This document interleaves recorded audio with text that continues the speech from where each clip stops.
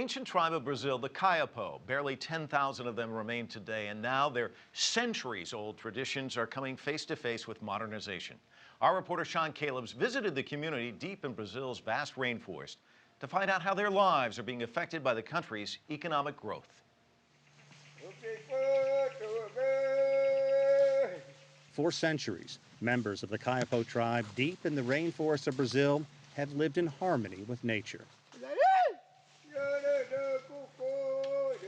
But their way of life is being threatened like never before. Progress is encroaching on them, in part in the form of a massive hydroelectric dam being built on the Xingu River called Belo Monte.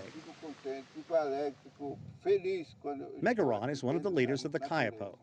Eu desejaria que meu povo vivesse a vida deles, costume deles, do jeito que está, sem nenhuma interferência.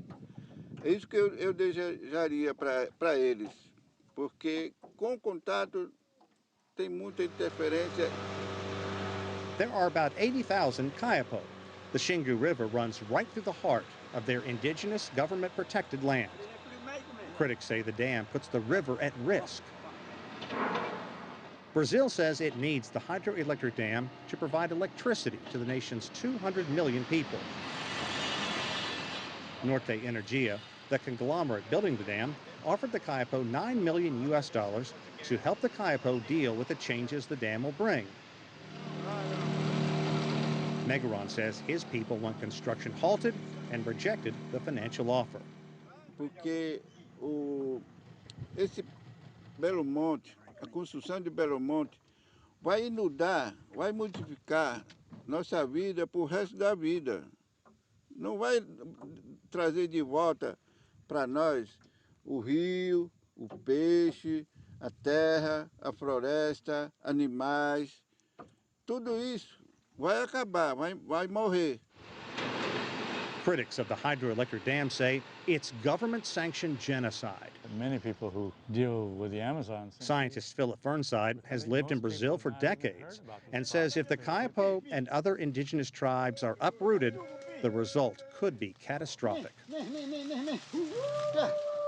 Basically, that entire population would be expelled by these dams, and they don't have any skills to survive in cities and so forth.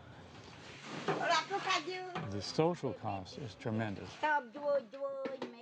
Even without the hydroelectric project, indigenous populations here in the Amazon are losing ground to progress.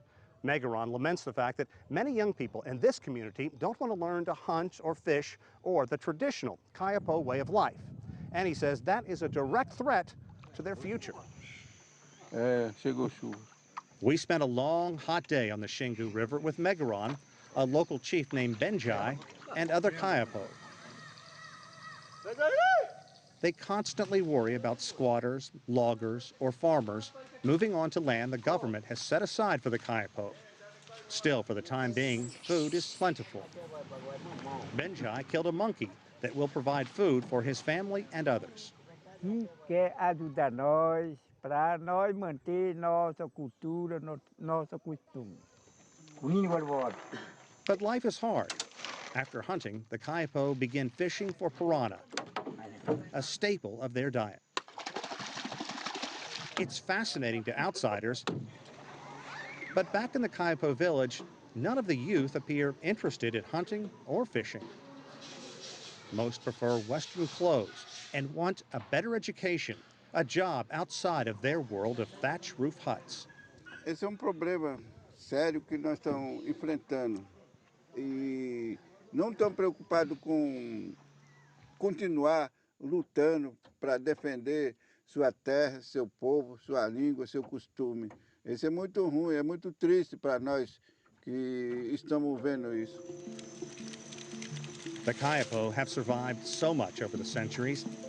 Enslavement, suppression, but even Megaron wonders if his people can survive progress.